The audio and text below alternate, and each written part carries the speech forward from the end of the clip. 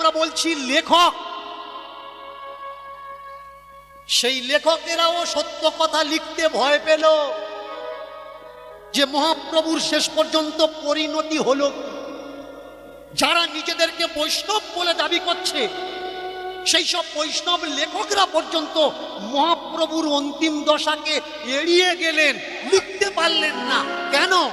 কারণ যদি লিখি তো আমি প্রাণে বাঁচবো না, আমাকে মেরে ফেলা হবে। সেই তো মল্লি, তোরা তো বেঁচে নেই। তাহলে সত্য কথাটা লিখে গেলে অসুবিধা কি হতো তোদের? কোনো অসুবিধা ছিল না।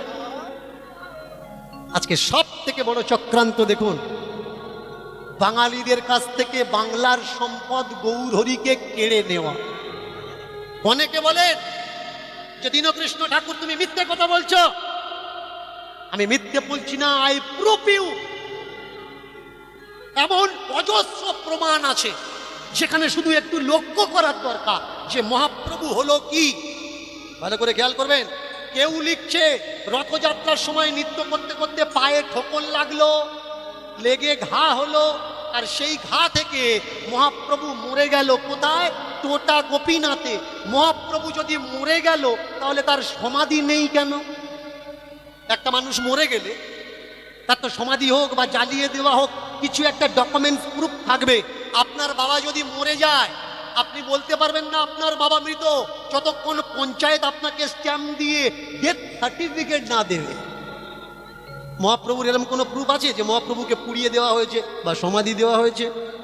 নেই।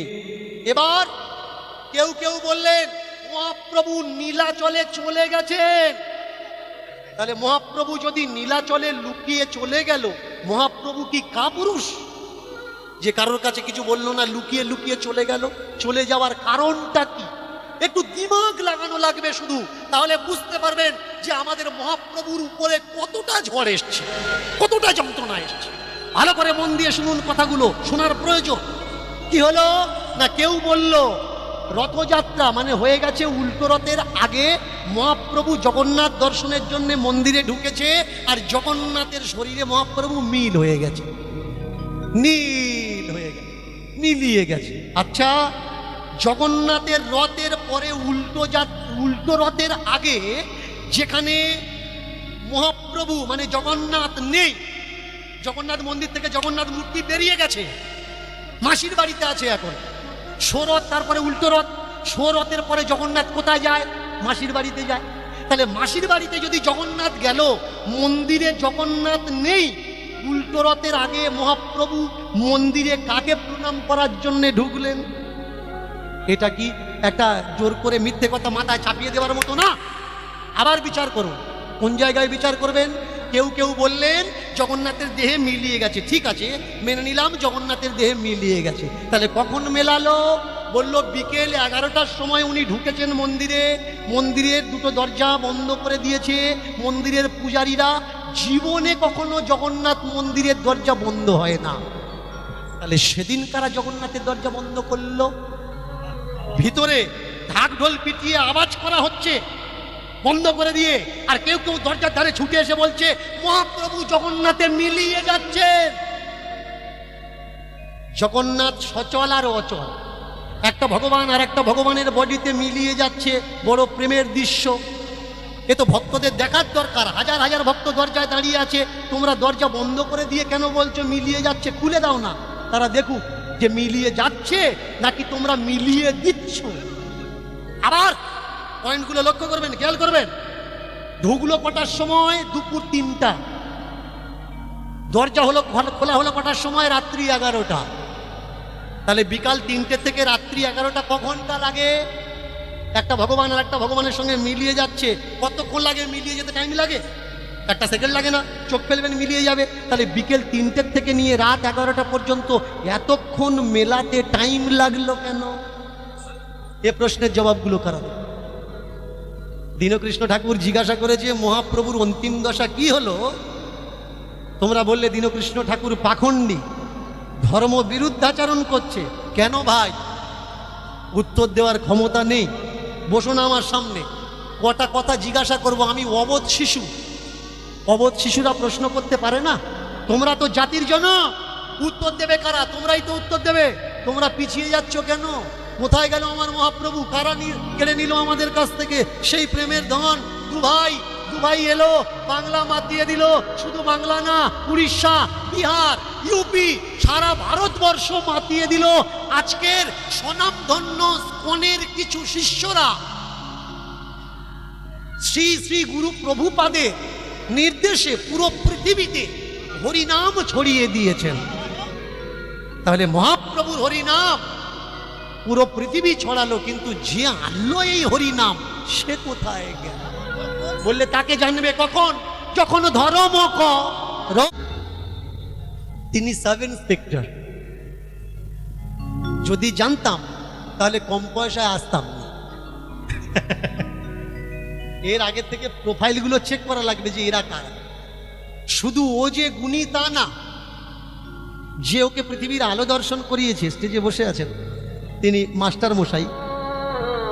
মাস্টার কে হয়? জগতের গুরু হয়। এক সময় ছিল এই মাস্টার শব্দ ইংরাজি শব্দ, আমাদের ভারতীয় শব্দ না। আমাদের ভারতীয় শব্দ হচ্ছে গুরুজি। পিতা যদি গুরু হয়, পুত্রের কি পৃথিবীতে কোনো অসুবিধে হয়? কোনো হয় না। এর জন্য প্রত্যেক পিতামাতা, তোমরা যারা এখানে এসেছো বা যারা এখনো পিতামাতা হওনি হবে, বা যারা পিতামাতার লাইনে এখনো লাইন দাওনি দেবে, 1-2 বছরের ভিতরে ঢুকবে, প্রত্যেককে বলছি ভালো বাবা হওয়া কোনো ম্যাটার না। ভালো ছেলে হতে হবে আগে, তবে তুমি ভালো বাবা হতে পারো। আপনারা আমার কীর্তন শুনতে এসেছেন, আপনারা মনে করছেন দীনকৃষ্ণ ঠাকুরকে দেখছি আমরা ধন্য। এটা মিথ্যে কথা। আজকে সব থেকে বড় বিষয় প্রেমের যে আমি আপনাদের দেখছি, আমার জীবন ধন্য। এটা আমার জনম ধন্য যে আমি এখানে এসে আপনাদের মতো ভক্ত দর্শন করছি। কেন? কীর্তন যে কেউ করতে পারে, any man, any place, any time, any day, কীর্তন যে কেউ করতে পারে, কিন্তু শ্রোতা যে কেউ হতে পারে। শ্রোতা হতে গেলে কিছু গুণ থাকতে হবে, তবে শ্রোতা হতে পারে। রুগী হতে গেলে কিচ্ছু লাগে না, উল্টো পাল্টা খাও, রুগী হয়ে যাবে। 2-4 কলম পড়ো, স্ক্রিপ্ট মুখস্থ করো, কীর্তনীয় হয়ে যাবে। কিন্তু ডাক্তার হতে গেলে লেখাপড়া করো, তেমনি শ্রোতা হতে গেলে পড়াশুনো করা লাগবে। আপনারা বলতে পারেন যে আমরা শ্রোতা পড়াশুনো করব কি করে? করা লাগবে না। আমি দীনকৃষ্ণ ঠাকুর একা কীর্তন করছি, আমার মতো লক্ষ লক্ষ দীনকৃষ্ণ ঠাকুরের কীর্তন আপনারা শুনে রেখেছেন। আমি তো একা, আপনাদের ভিতরে আমার মতো মানুষ লক্ষ লক্ষ ঢুকে আছে। তার মানে আমার থেকে জানকারি আপনাদের অনেক বেশি। আর একটু বুঝিয়ে বলে দিচ্ছি যে শ্রোতা হওয়া কঠিন কেন, ভালো করে মন দিয়ে শুনবেন। মা সরস্বতী, কখনো ভেবেছেন মা দুর্গা তার পায়ের নিচে কে? এই দেখেছেন অসুরের মতো কথাবার্তা। মা দুর্গার বাহনের নাম কি? একটু কথা বলবেন না। শেয়াল, সিংহ। এই দেখেছো, সিংহের মতো নাম বললে আমি বুঝবো কি করে? একটু গর্জন করে বলা লাগে। এবার মা লক্ষ্মীর বাহন কি? পেঁচা। পেঁচা কাকে বলে? যে কাউকে কিছু দেয় না তাকে পেঁচা। তাই তো? আপনি খেতে গেছেন বা কারোর বাড়িতে ভিক্ষা করতে গেছেন, আপনাকে দূর দূর করে তাড়িয়ে দিল, বেরিয়ে এসে ভিখারি কি বলবে? এদের বাড়ির বউটা পেঁচার মতো, গেলাম কিছু দিল না। তো সরস্বতীর বাহনের নাম কি? শুধু হাঁস নয়, রাজ হংস। কখনো ভেবেছেন মা সরস্বতী যিনি শিক্ষার দেবী, বিদ্যার দেবী, যিনি সুরের দেবী, সঙ্গীতের দেবী, স্তোত্রের দেবী, তার নিচে যে আছে বলুন তো তার গলায় সুর আছে? নেই। যার গলার সুর নেই সে যদি গান করে মানুষ তাকে কি বলে? হাঁসের মতো গলা, ট্যাক ট্যাক করছে। তাহলে পিঠের উপরে সুরের দেবী বসে আছে, অথচ নিচে যে আছে তার কণ্ঠে সুর নেই। একদিন হাঁস দেবীকে বলছে, মা আমি তোমার সঙ্গে ঘুরি, যে যার সঙ্গে ঘুরে সে তো কেমন হয়, তা মানুষ আমাকে নিন্দা করে, তোমার গলায় এত সুর, আমার গলায় সুর নেই কেন? মা বললে, শোন, আমার গলায় সুর আছে, আর আমি যদি তোর গলায় সুর দিই তাহলে বাইরে তো দূরের কথা, তুই তো আমার ভুল ধরবি, তুই আমাকে ভুল ধরবি। যে এই জায়গায় তাল ভুল হলো, এই জায়গায় রাগ ভুল হলো, এই জায়গায় রাগিনী ভুল হলো, এই জায়গায় মুরকি পাল্টা, গমক ঠিক লাগলো না, তুই যাতে ভুল না ধরতে পারিস তার জন্যে দিয়ে রাখলাম। এবার বোঝা লাগবে মায়ের পায়ে হাঁস কেন, কেন রাজহাঁস? এমনি হাঁস তো রাখতে পারতেন, রাজহাঁস কেন রাখলেন? মা বলে দিলেন আমার পায়ে আমি তাকে ঠাঁই দিই। কাকে ঠাঁই দিই? ওই যে পড়তে যাও না, বছরে একবার তো মা সরস্বতী পূজা হয়, গিয়ে করজোর করে বলো না, মা কৃপা করো, চরণে ঠাঁই দাও, বিদ্যা দাও, বুদ্ধি দাও। হবে না। মা বললে বিদ্যা বুদ্ধি জ্ঞান আমি তাকে দিই, আমার পায়ে আমি কাকে ঠাঁই দিই জানিস? দুধ আর জল মিশিয়ে দিলে যে জলটা বাদ দিয়ে শুধু দুধটুকু নেয়, তাকে আমি আমার পায়ের নিচে ঠাঁই দিই, না হলে তাকে দিই না। তাহলে শ্রোতা মানে কে? শ্রোতা মানে রাজহংস হতে হবে, তবে শ্রোতা হবে, না হলে হবে না। দুধ আর জলটা মিশিয়ে দেবে, দুধটা বাদ দিয়ে কেউ যদি জলটা নিয়ে বাড়ি যায়, যাওয়ার সময় বলে বলে যাচ্ছে, অত কথা বললে ভালো লাগে, মানে ও দুধ খায়নি, জল খেয়েছে, জল গিলেছে, তাহলে ঠিক নেই, দেখতে ভালো নয়, ওই জায়গাটা ভুল বললো। ভাই 4 ঘন্টার ভিতরে একটাও ভালো ছিল না, সেটা নিতে পারোনি। যাওয়ার সময় সময় তুমি তো খারাপটা নিলে, তোমার সঙ্গে যে কীর্তন শুনে ফিরে যাচ্ছে তার কানটাও বাজে জিনিস দিয়ে তুমি ভরে ভরে যাচ্ছ, যে এটা হয়নি, ওটা হয়নি, সেটা হয়নি। তত্ত্ব বললে রাজহংস যে হরিনামের শ্রোতা, সে কীর্তনিয়া আলতু ফালতু জিনিস দিয়ে যদি ভালো জিনিস মিশিয়ে দেয়, তারা আলতু ফালতু না সব চালিয়েছ, তার কি হবে? উদ্ধব তার কথাও ভেবে দেখেছে ভগবান। আর একটা ভক্ত আছে, এই ভক্ত এসে দাঁড়িয়েছেন স্বর্গ থেকে, ইন্দ্র মহারাজ, ইন্দ্র দাঁড়িয়েছেন স্বর্গ থেকে এসে, ভগবান এই তাপর যুগে আমার 2 পুত্র, একজন সুখে আর একজন দুঃখে। আমার 2টো পুত্র এই দাপর যুগে আমি দিয়েছি, একজন সুখে মানে পাণ্ডুর, অর্জুন হলো ইন্দ্রের অংশ ঔরসে, আরেকজনকে বলতে পারবেন? অনেকে বলে ঠাকুর আপনি চ্যালেঞ্জ করেন, চ্যালেঞ্জগুলো করবেন না। আমি কথা দিচ্ছি চ্যালেঞ্জ করব না। আপনারা কেউ অন্তত বলুন যে ইন্দ্রের অংশে আরেকজন পৃথিবীতে কে ছিল? কি বলে দেবো মায়েরা? বলে দেবো? বলবো তো? তো আমি কথা বলছি, শুনতে পাচ্ছেন তো? আপনারা কীর্তন শুনছেন তো? মন দিয়ে শুনছেন তো? যারা শুনছেন না জোর করে উলুধ্বনি দিন তো।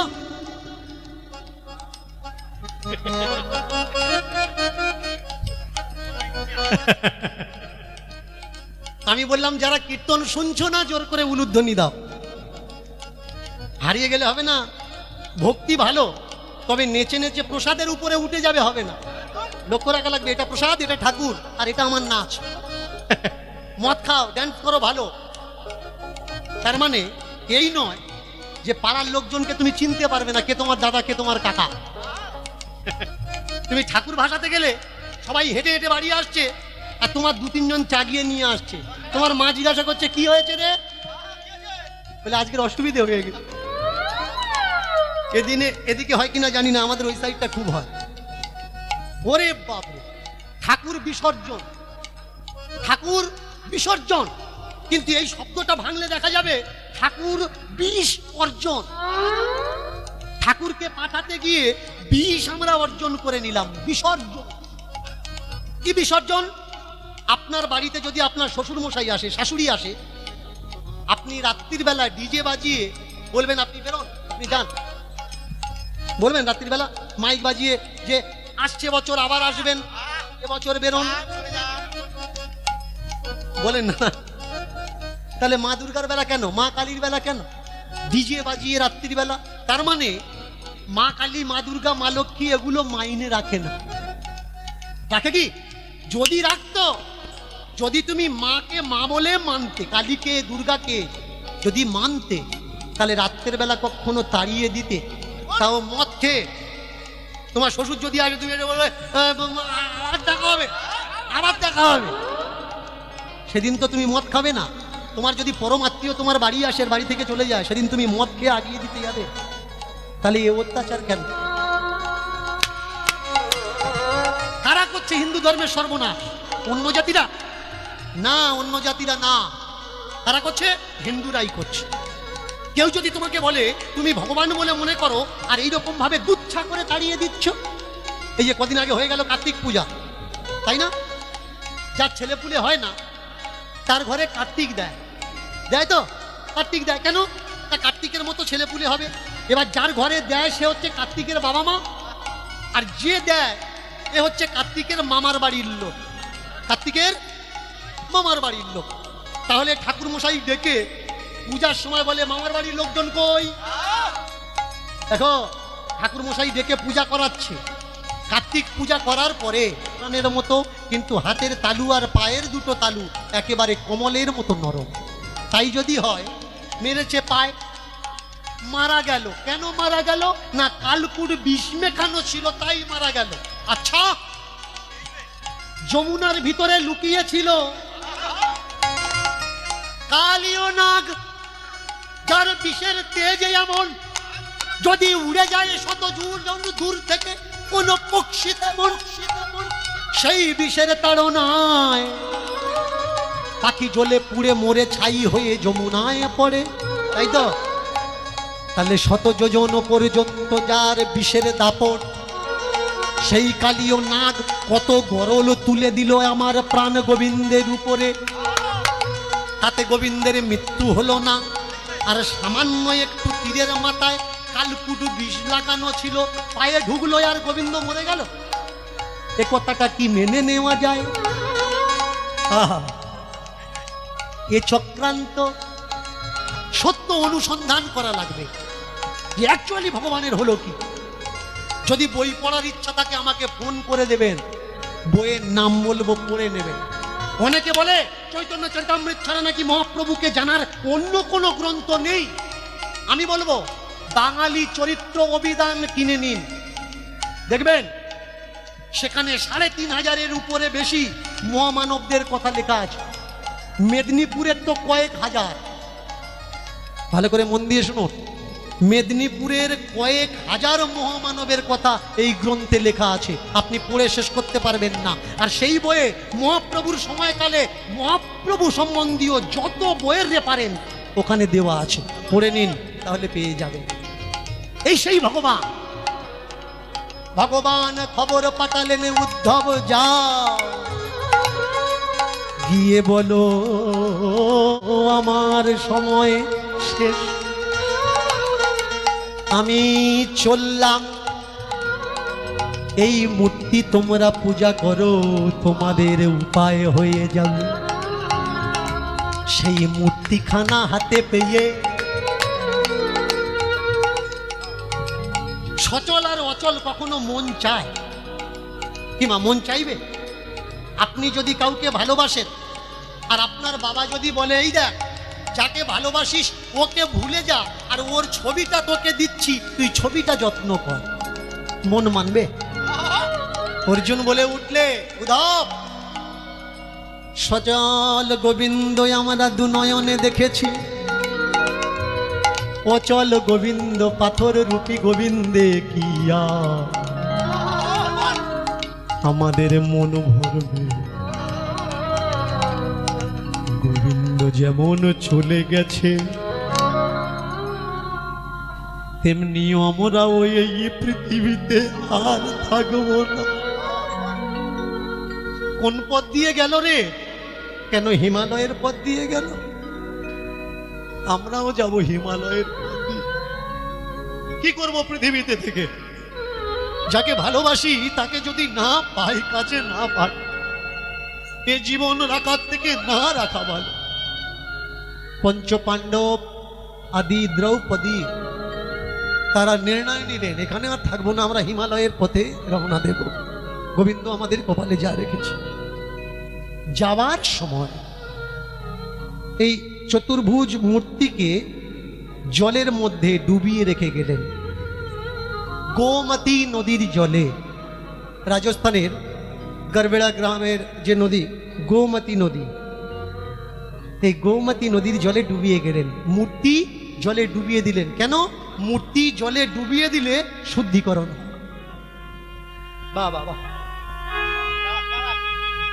অনেকে বলে না মূর্তি উৎসব করো, মূর্তি উৎসব করো, বলে তো যে আমি মূর্তিতে প্রাণ প্রতিষ্ঠা করলাম। প্রাণ প্রতিষ্ঠা কে করছে ভালো করে শুনবেন, চক্রান্ত কোথায়?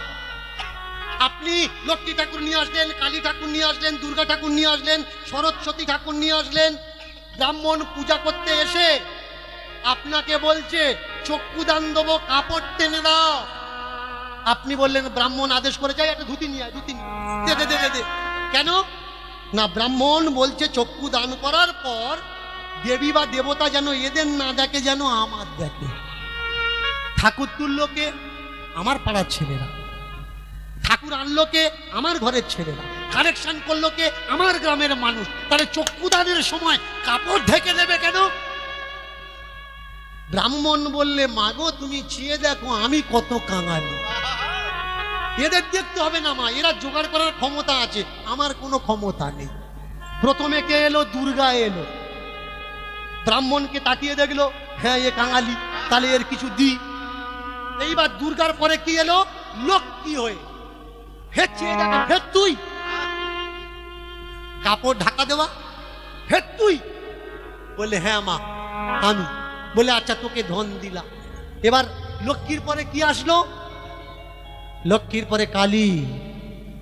এবার বললো কাপড় ধর, আবার আবার কাপড় ধরেছে, চক্ষুদান হবে। মা চেয়ে দেখে বলে হ্যাঁ রে ফের, বললে মা ফের দাও। কালীর পরে আসলো কি?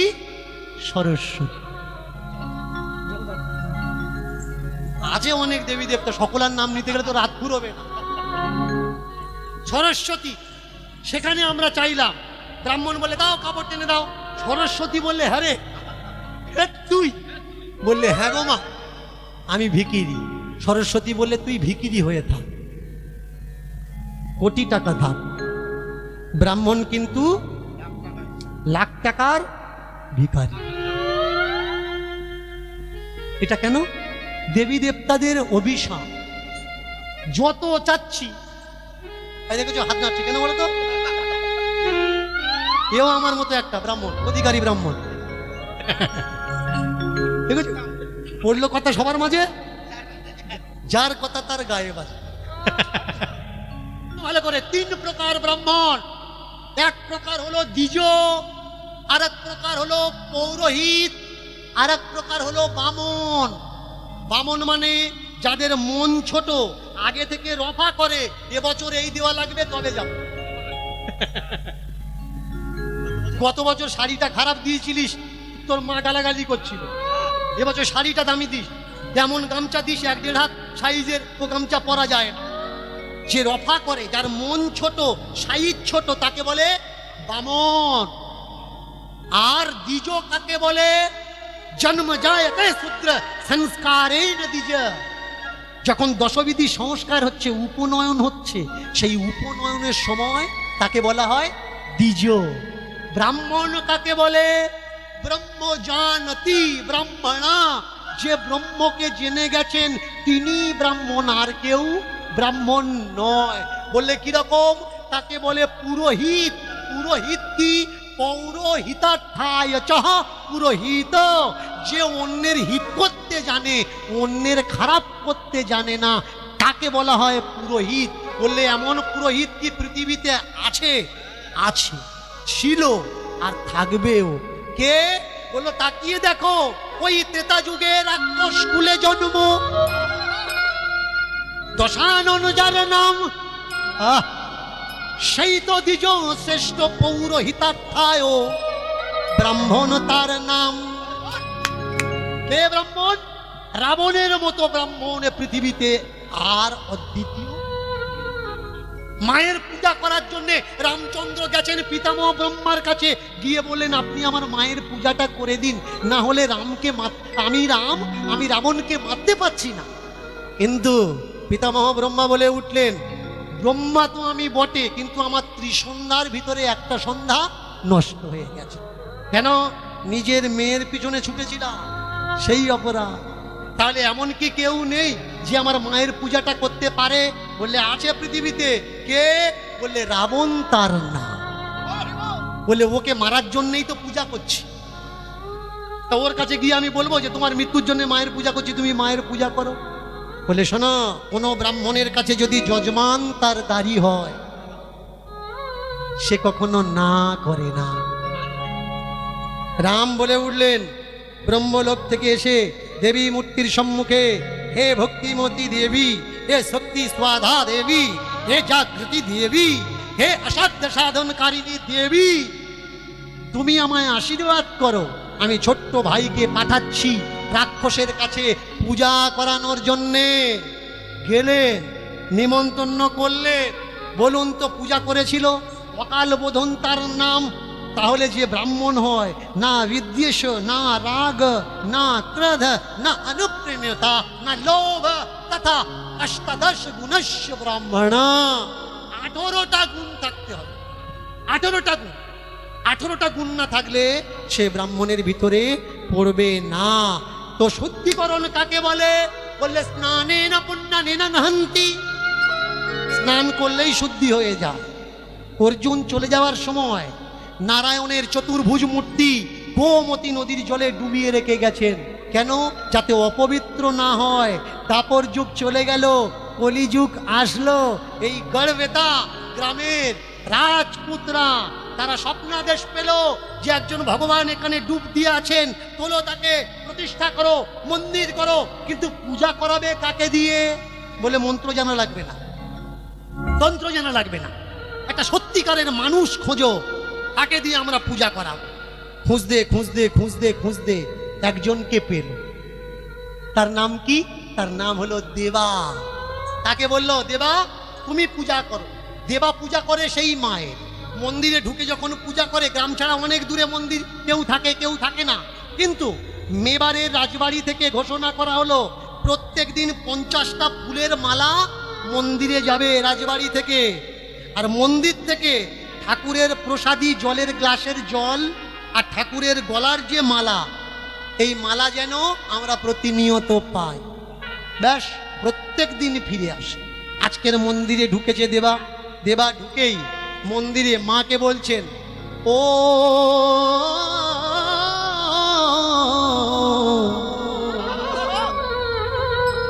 দেবা। নারায়ণ মূর্তির সামনে করজোড় করেছে, ও দেবা, ও देवा मन में गंगा है, मेरे तन में गंगा है, मेरे मन में गंगा है, मेरे तन में गंगा है, मेरे मन में गंगा है, मेरे तन में गंगा है, मेरे मन में गंगा है, मेरे तन में गंगा है, मेरा तन मन बोले ओ देवा, तन मन बोले ओ देवा, तन मन बोले गंगा,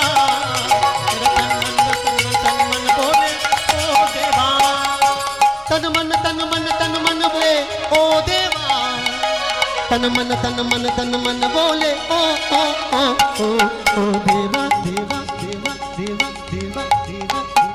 मेरे मन में गंगा, मेरे तन में गंगा, गंगा गंगा मन में गंगा है, मेरे तन में गंगा है, मेरा मन में गंगा है, मन में गंगा है, मेरा तन में गंगा है, मेरा मन में गंगा है, मेरा तन में गंगा है, मेरा मन में गंगा है, मेरा तन में गंगा है। मैं ना जानू भजना, ना जानू साधना, ना जानू पूजा आराधना, जो कुछ मिलता है मैं दे देता हूँ, जो कुछ मिलता है खा पीता हूँ। ओ देवा, ओ देवा, ओ देवा, देवा। मेरे मन में गंगा है, मेरे तन में गंगा है, मेरे मन में गंगा है, मेरे तन में गंगा है। मन गंगा तो मन गंगा, तन गंगा तो तन गंगा, तन गंगा को तन गंगा, तन गंगा को तन गंगा। আমি আপনাদের বলবো না যে আপনারা হাত তুলুন বা তালি বাজান, এটা একটা ব্যক্তিগত ইচ্ছা, ব্যক্তিগত সাধনা। মন যদি মনে করে যে ভজন হচ্ছে একটু করতালি দিয়ে সাহায্য করার দরকার, তাহলে করবে। আর মন যদি বলে তালি দেবো না, চুপচাপ বসে শুনবো, তাহলে চুপচাপ বসে শুনুন। मन से बड़ा ना कोई, सुनो सबके पर करो मन के, क्योंकि मन ही ईश्वर होई, मन ही ईश्वर। তাই মনে মনে মায়েরা একটু করতালি দিয়ে, কেমন মায়েরা তালি দেবেন তো, একটু করতালি দিয়ে, কেমন। मन में गंगा है मेरे तन में गंगा है, मेरा मन में गंगा है, मेरा तन में गंगा है, मेरा मन में गंगा है, मेरा तन में गंगा है। मन ले चल पार, ले चल पार, ले चल पार, ले चल ले पार, चल पार, ले चल पार, ले चल पार, ले चल पार, मन ले चल पार, ले चल पार, ले चल पार, ले चल पार, ले चल पार, ले चल पार, ले चल पार, ले चल पार। गुरु बिन पार ना होए,